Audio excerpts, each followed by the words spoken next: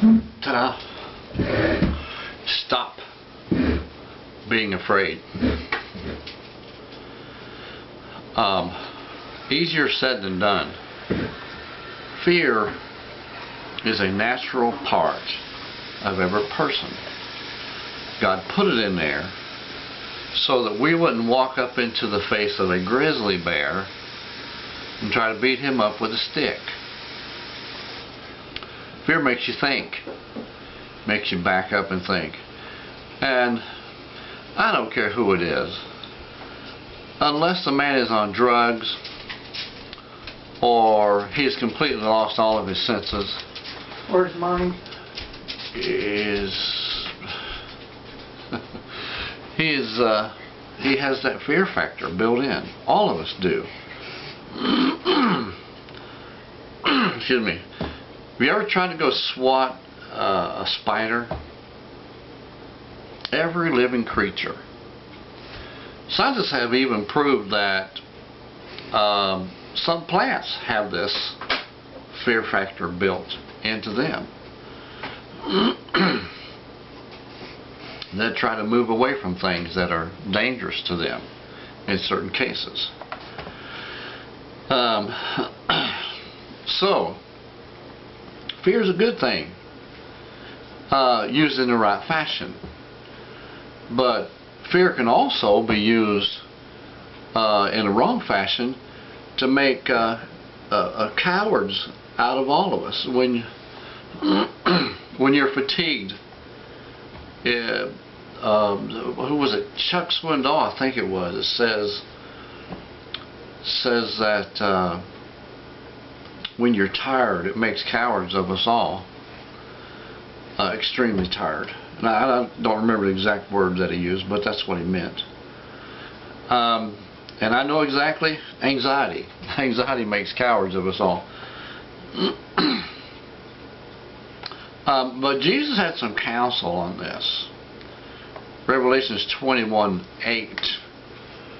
This tells you God's attitude about those that fear of everything without a cause. But listen, and this is the reason, okay? Because in order to overcome fear, you simply need to face it. You simply need to face it.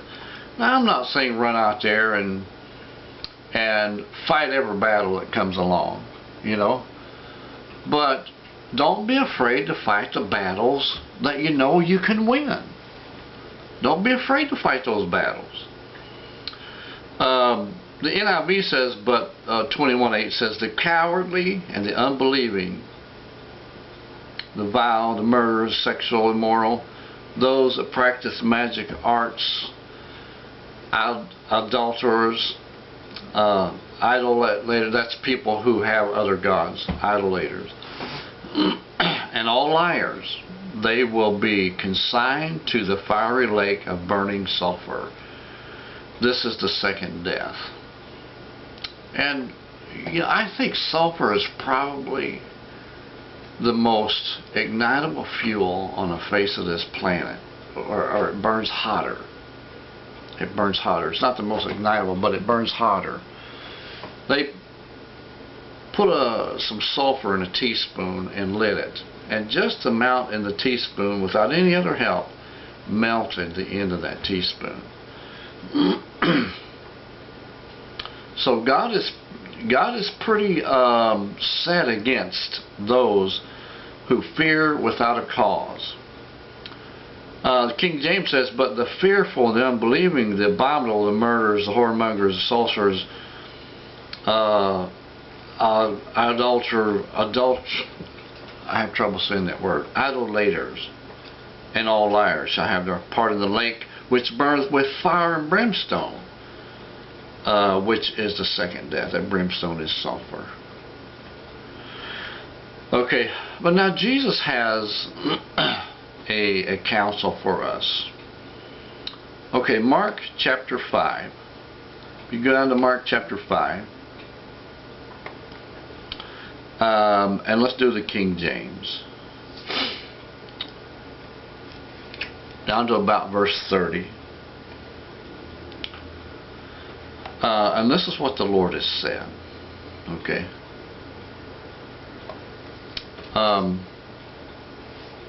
And his disciples said unto him, well, okay, let's go up to about 30.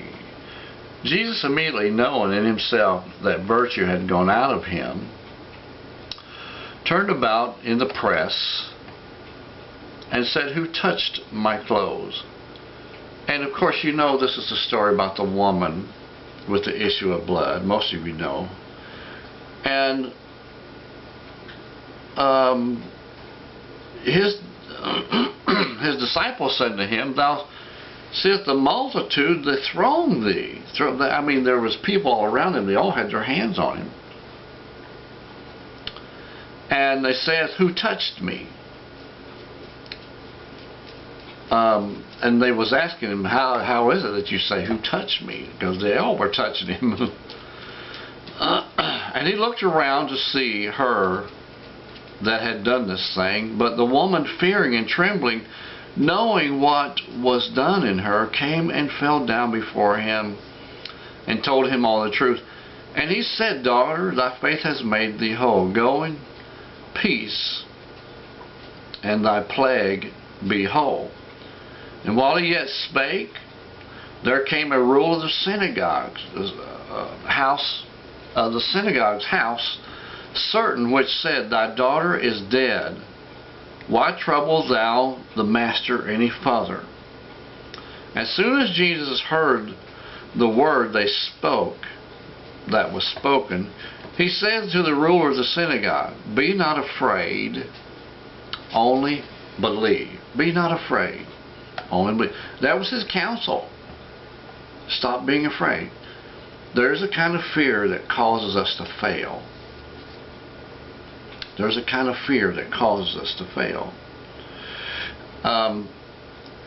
He said, in one place he said, they have power to kill the body, but they have no power after that. He says, but fear him who has power to cast both body and soul into hell, like we saw there in Revelations 21:8. And the Lord said, this is the second death. And the second death, of course, there is no end. You're in a constant state of death all the time. Forever. Forever. And I didn't make the rules, okay? I didn't make the rules. And this is a godly issue. It's not supposed to make a lot of sense to men. It's supposed to cause you to fear enough to not get the stick and go up into the grizzly bear's face. Are you understanding that? It's supposed to have the right kind of fear stirred up in you. There's more than one kind of fear we're talking about here.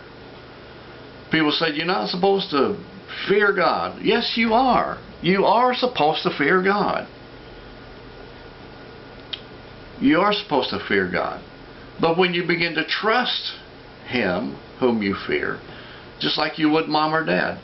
There's a lot of people out there has no fear for mom and dad. I grew up with a young man so disrespectful to his mom and dad. Bite his finger like this and shake his fist and threaten them. And he was a grown man. No fear of his parents. No respect. See, in fear there is a respect. But when you fear in the wrong way, if you have no respect for those things that have power over you, that's stupid. That is stupid. But when you have fear in place of those things which you can overcome, that's ignorance as well. That's ignorance as well. Knowing full well that you could overcome if you even gave it a try. The cowardly. See, it's not that the act of cowardness will automatically put you there, but it's the act that the coward that is in you causes you to make. You will never stand up for Jesus, knowing full well that you can overcome in this issue. You will never stand up for Him if you're a coward. Right now, I think maybe most of America might be filled with nothing but cowards. It's a shame. It's a shame that people, even our preachers, just a big bunch of cowards, afraid to say, because they're afraid people are going to leave them. They're afraid people will stop giving their money. They're afraid that their building and their television ministry and all this is going to go away. It is going to go away. Listen, that thing that you fear will happen to you. That thing that you fear will happen to you because you fear in the wrong way. You know, I never forget the story of this young man that I knew when I was in my early 20s. Sat down for 4 hours, talked to him about going to church. And because of the peer pressures around him, he would not, he was ashamed. He was afraid of what his friends would say. He was afraid of what family would say. He was afraid that if he considered the things that I was saying. But not too long ago, he got an infection in his leg and he died. And there's not much of a chance that he ever called on the name of the Lord. My sister called me and says, "Pray for Billy, he has died." It's too late to pray then, folks. It is too late to pray then. Man, you need to stop fearing. You just need to stop fearing, just like the Lord said.